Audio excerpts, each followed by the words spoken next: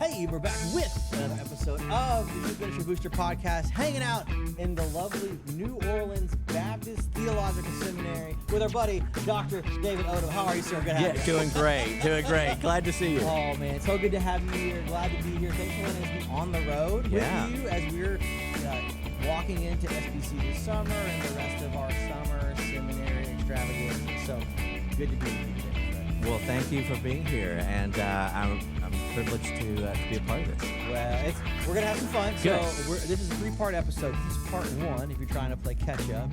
We're going to talk about some things related to New Year book, Youth Ministry Deconstructed, which is something that, hold on, we'll get there. But we want to talk through some of the big changes, movements, waves, and maybe even challenges of youth ministry today. Yeah. And so we're going to do a little bit of an overview. We're going to do a little bit of what was, what must be, and how we might resolve it. So we're excited to have you here with us. But I think for folks to get to know you a little bit more, youth ministry is one of those things that is deeply enriched by its own tradition. So, Dr. Odom, tell us your journey of youth ministry and how you got involved. Okay, yes, great. You don't do this accidentally. No, you don't. You don't just follow into it. That's right. You know, I felt the call to ministry really at a young age, at the age of 12. My dad was a pastor, so I'm a preacher's kid, and so I felt that meant becoming a pastor. You know, like my dad. I mean, that was just the thing. What he did. That's what you did. Yeah, right, exactly. But in college, I took a youth ministry course, and I was able to introduce to what youth ministry could really be. And just through a series of events, God just really opened my eyes to my true calling to youth ministry, and I've just kind of never looked back. Just been in it for the long haul. So yeah, for you, just been led through it. Right. The opening of the eyes and the calling led through it.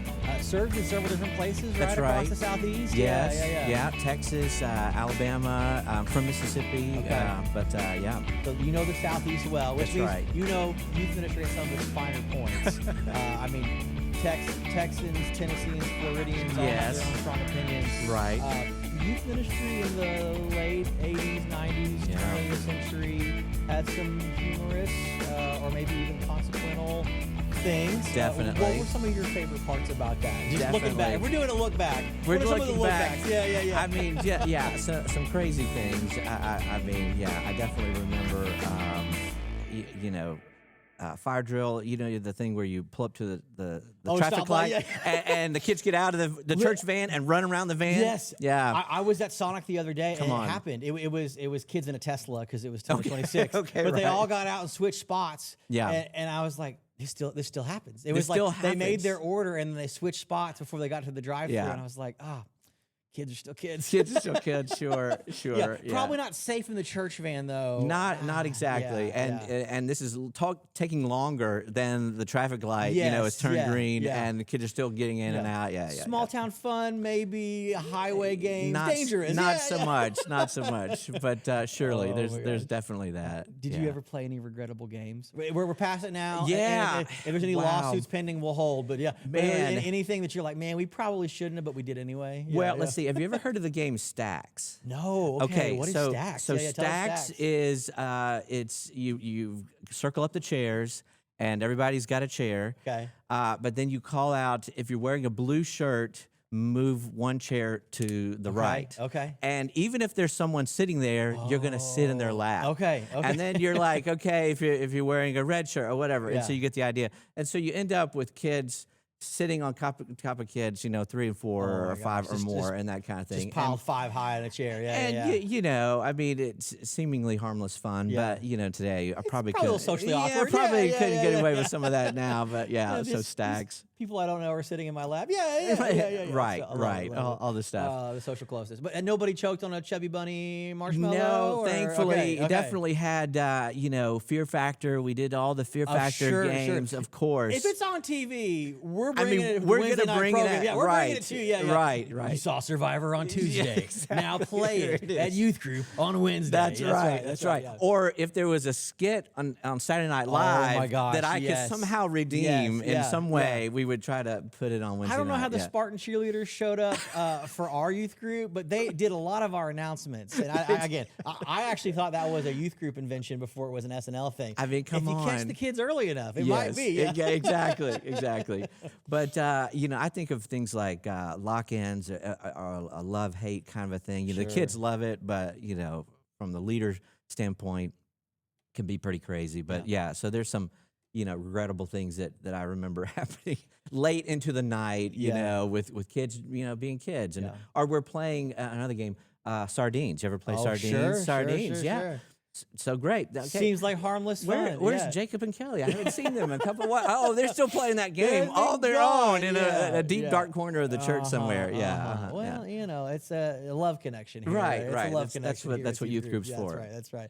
But I think that is one of the things worth talking about is just the driving social connections that youth ministry really, at some of those either historical moments or depending on what age you are, the high points of youth ministry offered, because I think we're seeing that show up now. I think that's one of the things that we'll talk about more in the next couple episodes is that longing and need for incarnate relationship. We are here in the room together. We are across the table. We are sitting in chairs piled up too close to one another. Right. Is one of the features that I think for so many of us, we're trying to figure out how it makes sense in 2026. But I want you to take us back to some of your early days of things, because part of what you chart in the book is both kind of a look back and a history to what was before we get into what must be. And so just what are some of those pillars or tenets for folks that are just kind of trying to source out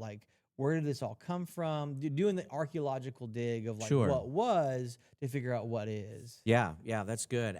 Because I think it's important for us to know a little bit about our history of youth ministry and for us to understand a little bit of where we've come from so that we can learn, from where we've been and to understand our, the day in which we live today. Yeah. And so, sure, I think that we can go back to, we're thinking 1800s and the societies, and everybody had, they had the Baptist Youth Society, all societies, those kinds of societies. Yeah.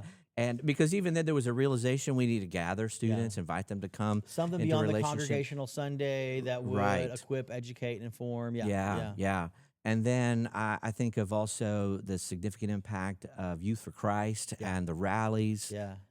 Originally, geared around, Billy Graham and the rallies and those kind of things. But before Billy was Billy, he was Youth Pastor Graham. He was That's youth right, pastor. That's That's exactly right. Mr. Billy. Yeah. And it was just tremendous. And so but there was even there a realization within Youth for Christ that gathering large numbers of students wasn't necessarily the best approach. There needed to be opportunities to engage students in smaller spaces, and so a shift in emphasis to things like campus clubs, and we think in terms of the impact of on our high school campuses, middle school campuses with gatherings. That they're again the parachurch model, right? The outside of the local church. When did youth ministry really make its way into the local church? I think you probably get the phone calls too.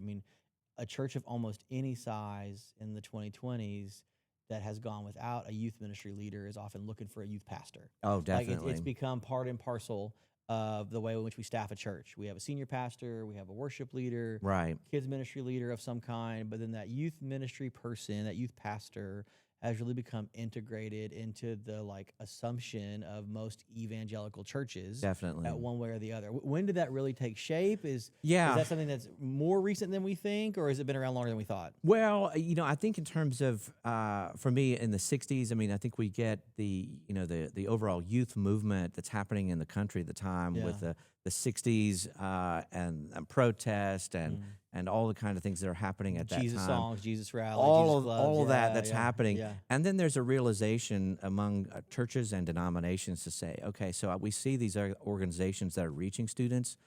What can we do within our local churches? And so that we began to have, a few of those churches that said, okay, let's have a dedicated position. Maybe it's a a part-time Yeah. role, or there's other duties that this person has, but we realize that there needs to be someone specifically for youth ministry. Is it almost like missionary in residence? I feel like that's like some of those, like especially like when I think about, and I guess this is some of just the work that we're involved in is like even these like older churches that may not even really have a lot of like youth presence in the building any longer will still like it's one Right. of those these like legacy churches, Definitely. you know, some of these like historic downtown First Baptist Right. churches, Right. that you know have facilities and may even have resources, but you know they're hiring a youth pastor for you know a handful of students that you know it's either some kind of like overinvestment, which is great, Yeah. or it is almost like an internal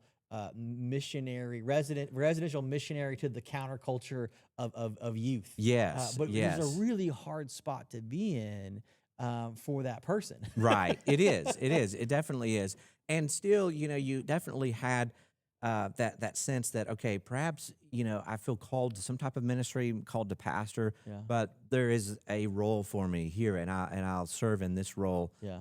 Imagining that maybe there'll be something down the road. So there's still some of that, of course. I think too that by the 80s, we get into a more professional youth ministry role where it's much more common for there to be churches that are saying, okay, yeah, we recognize that. Okay, if our church can, you know, afford that and have additional peace, if we're going to hire another staff member, it's going to be like a youth and music guy, or someone to come in and do some combination, but also the slashy youth, roles, the slashy roles, youth right? /X, yes. Yeah. So we've got definitely that piece. Yeah. Yeah. Well, but then on the other hand, and this is I think part of some of the pillars that get built are the youth ministries that are running functionally a church within a church. Right. I mean, I look at some of my friends and what they're offering as the youth ministry is a full buffet gamut of ministries. Yeah. I mean, it's, you know, it's camps and retreats. There's an alternative weekly worship gathering. There's an alternative small group cell structure for how they meet and do. Right. And so you've got the, you know, on one hand, you've got the young person who's like trying to reach the teens in their neighborhood, Yes. in their community that's sponsored by the church. And then you have the other person that's functionally the next gen church planner for teens and college students in the area. And and that's also another kind of stress. That's a whole other thing. Does that grow out of some of that, like we want to build this and we don't know how to fully integrate it, or like what does some of that come from? Sure. I think that it comes out of the, you know, an attractional mindset that we want to do all we can to provide a space and environment where students feel that it's for them, right? And so it's not going to look like Sunday morning Designed worship. for you, by you, The song selections and the worship and the spaces are going to be specifically designed for students. And I think all that can be great. And I'm not necessarily thinking that's all bad, but I think that the problem comes when a student can come into those spaces and never interact with anything else. No one older, no one subset. younger. Right. That's to me, that's not really the church. That's really kind of a church within the church. That's that I don't think is biblical. Do you think, and that's where I think some of the conversation that we'll pick up around that word deconstruction comes from, are some of these models that we've built that have really failed to activate young people in the local C church, but also big C church, that it became, you know, it became the shopping mall of ministry goods instead of the life working discipleship journey beyond just the 5, 6, 7 years that we might have them. Sure. So I guess that would be one of the questions to really, I think, for us to just, at least that I want to ask you, is like, what are we actually deconstructing?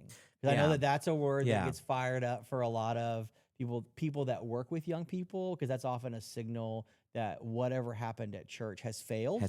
Right. Like you know, deconstruction or church hurt. Like these are some of the TikTok popular phrases to describe their faith journey that maybe hasn't ended, but it has sharply diverged or detoured because what has happened has not been received or digested or helpful enough to carry them forward. Yeah. And so when you say that we're deconstructing youth ministry, All right, Dr. Odom, here's the $250,000 question. What are we actually deconstructing? What are we deconstructing? That's a great question. You're right, because that's the $1 million question. It is.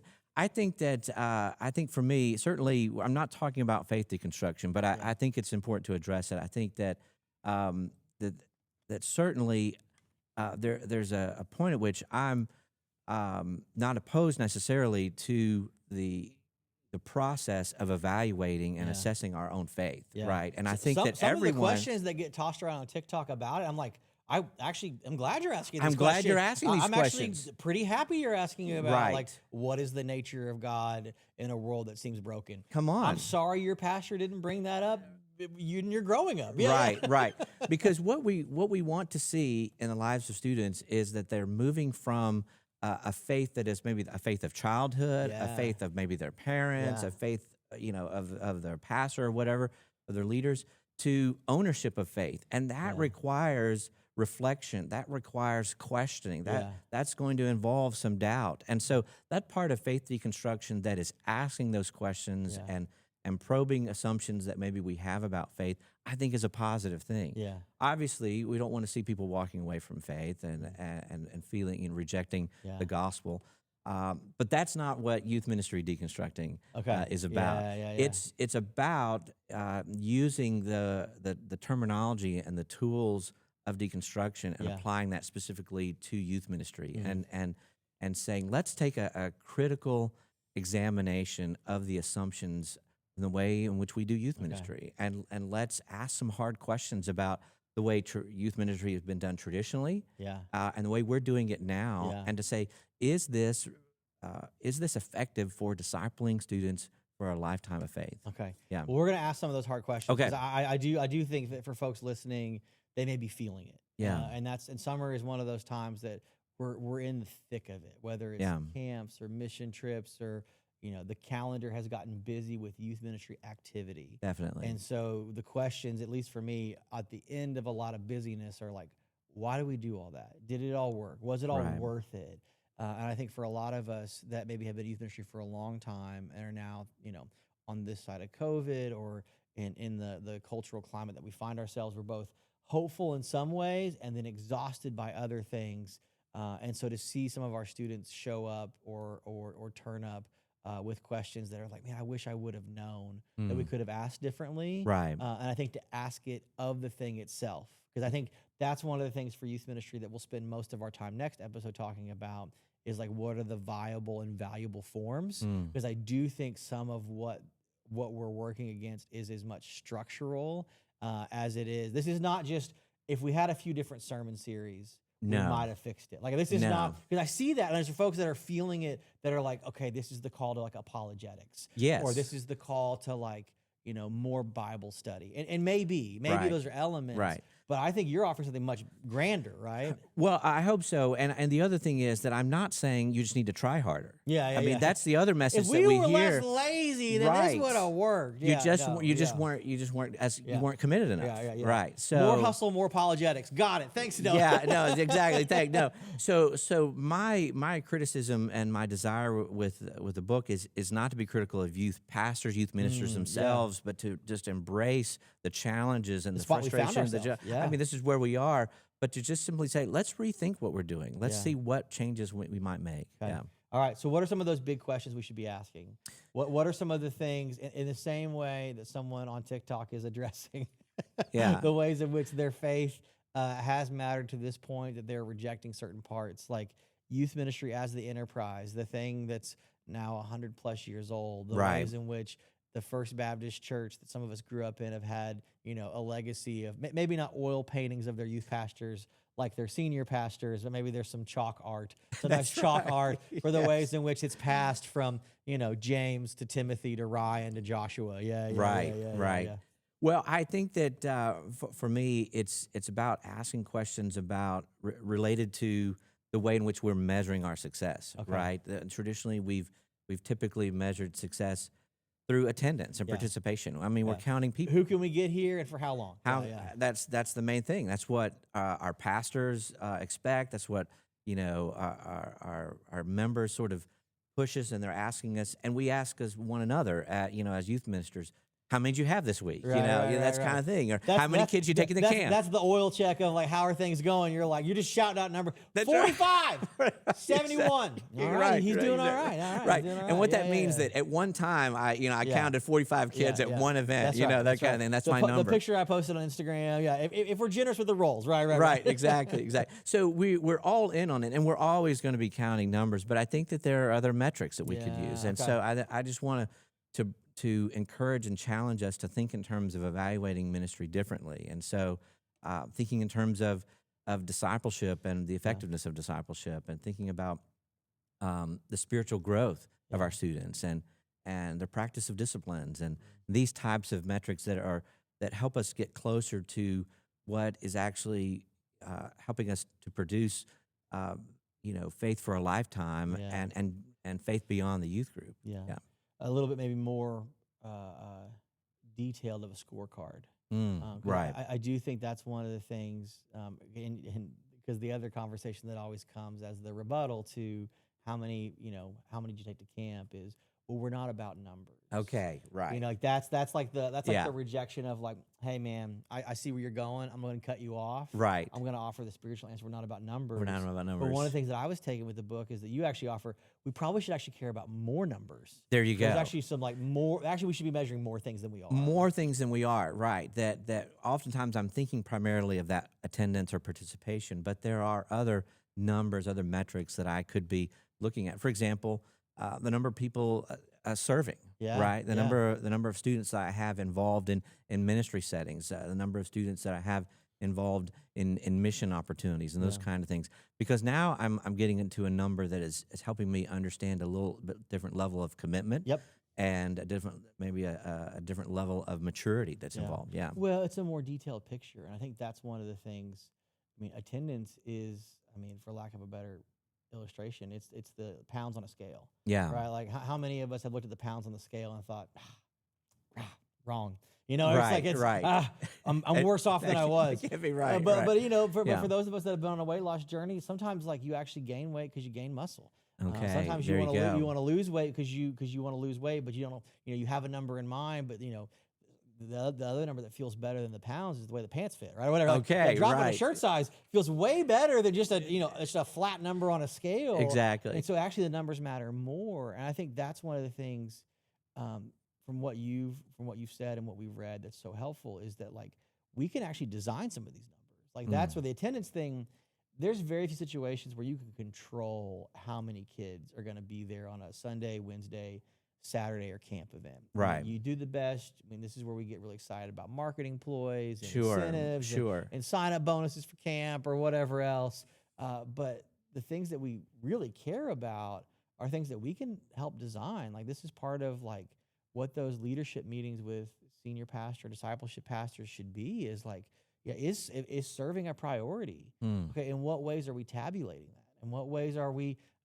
Number of baptisms is it's if we have a second number in Baptist life, it's going to be baptisms, which is a great number. It's a great number. This is something that we actually should care about. That actually feels like it's got spiritual significance, life change, right life there. Change. Yeah, exactly. But I think even more so, especially from our friends that have been in the ministry for a while, is that we have these other markers that are even smaller and yet also significant. Like we've talked about before with friends, like the time that a middle school student offers to pray for their small group. Come on. That's noteworthy. Like that's worth a phone call to mom and dad of that's like, right. Hey, like I just wanted you to know Elijah voluntarily, without being like goaded or guilted, said that he'd pray in small group. Just wanted you to know that. That's huge. It's huge. Yeah. Because that is, and you said it rightly, and maybe this is where we can explore more the ways in which like youth ministry is. Are we succeeding in the handoff from what we've offered to what they've owned?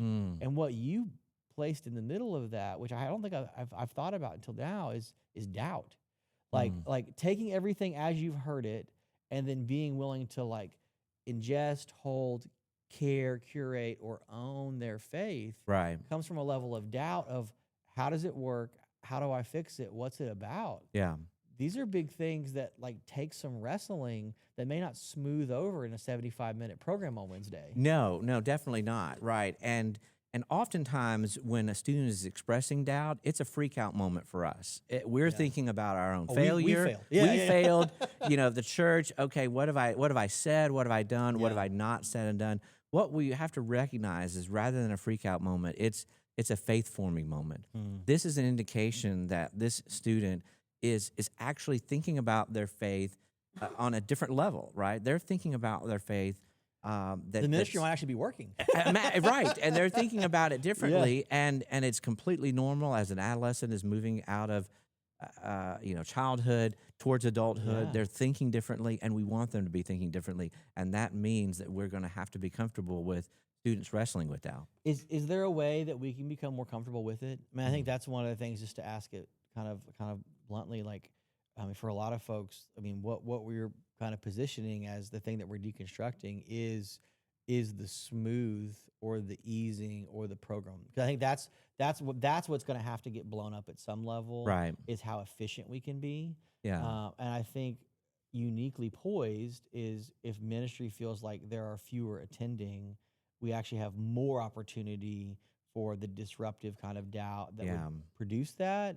But how do we get comfortable with that? Because we just advocated that having less is okay, and they may have tougher questions than you were ready for. Good luck. Good luck. Right. Well, I would seek to try to get out ahead of that in the sense of saying, okay, let me investigate and be aware of the kinds of questions that students are asking about existence of God, about the validity of Scripture, and these kind of things that I can be willing to address them myself and bring them up, either in conversation or teaching series or whatever it might be, and then along with that to say to students, I'm willing to talk with you about that. Let's have conversation, and keep it from being taboo words that we don't say, and that we don't want to talk about that, right, because we're going to be freaking out that they're going to lose their faith. But let's lean into the reality that students actually need opportunities and spaces to have these conversations. Not just a youth room, youth space. That's so that's what we're advocating for. Come on, not just the room to meet, but the space to ask the questions. Because I think that's the gift. Like that is what youth ministry can offer. That's different than the Sunday morning, because we want them involved in the weekly congregational, intergenerational worship. But as a 16-year-old that maybe gruffs, grunts, has questions, and doesn't know if we can fully adopt everything that we've heard, youth ministry maybe is at its best. And I think, again, rooted in that history of how do we answer the counterculture, right? Like how do we, in the spirit of, what do we do with these Jesus-loving protesting hippies? Like how do we in 2026 love the counterculture of students asking the big questions of what does it all mean? I mean, I think we're seeing some of that now with students that are like, rejecting some of the ways in which like social media and screens have taken a hold in their life. Yes. I think there's big political conversations people are having. I think there's some of the ways in which faith feels like it is defying a social norm. So therefore, youth ministry leaders, like what are you willing to disrupt to create enough space for? Because that's good. Yeah. I think that's the scary reality is, and we'll talk about it in part 3. Everybody's busy. Everybody's tired. Yeah. So there's no more space left to add in. Right. So we're gonna have to dig or blow up. And I think we're gonna have to get really comfortable with that. Yeah. Okay. Before we get into part 2 in a little bit, give us before we end, what are some of those building blocks of better? So questions. Spaces. If we're taking notes, Doctor, right? What are the ways in which we should be evaluating and assessing?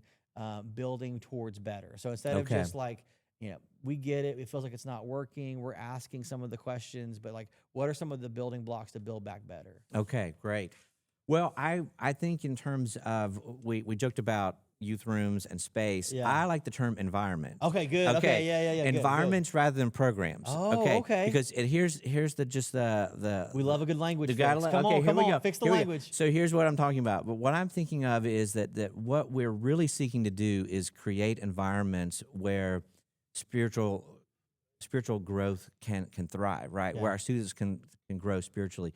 And so it's much like we think in terms of a a greenhouse or a hothouse environment for plants. That's the environment is exactly the right temperature, the right humidity, all it's perfect. And so what's going to happen? The plants are going to grow larger and more fruit and all those kind of things. That's exactly what we want to see in students. And so when I think of environments, I want to think in terms of certainly small group environments. We're all about, okay, we get that, Sunday school, that type of thing. But small enough to be seen. Yes. Rich enough to ask questions. Right. But large enough that we actually have to hear other opinions. Exactly. So we've got typically the environment. I love it. The environment. So we've got the youth group environment. We've got the small group environment. But I want to challenge us with maybe even smaller, right? Oh, okay. The more intimate, where it's maybe 3 to 5, right? A micro group environment. That triad mentoring. Exactly, right. I do think a D group. I think some people have D groups, group language. Sure, all of those things.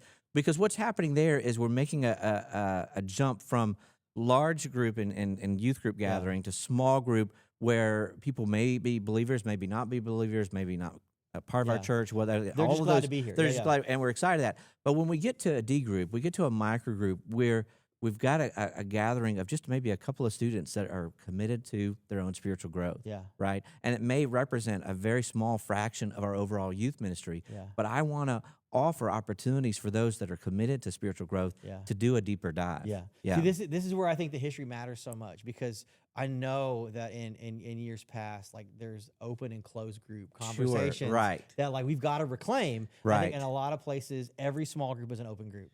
Well, and that's not those aren't the right environments, right? Well, we do. We feel the pressure in ministry. We feel it from our pastor, from other leaders, that everything that we offer has to be for everyone. Yes. Right. Well, because we want everybody there. We want everybody there at everything we do, at every single time we offer. Right. But that is not thriving. It's not. It doesn't make sense. And you're going to have to work through the people are going to say, well, you're playing favorites because you're meeting just with these groups, or hey, why didn't you invite me? And what we try to say to that is we want. The 12 disciples would argue back differently. I mean, we want to say, all right, listen, we want as many people to be a part of this, but we also recognize that not everyone is ready for that. Not everyone is committed or available, committed or available. And so I want to provide an environment for that type of spiritual growth to happen. That's good. And then last one I want to mention is I just want us to think about the students in our ministry that may feel called to ministry, right? That last environment is a mentoring relationship, a discipling relationship where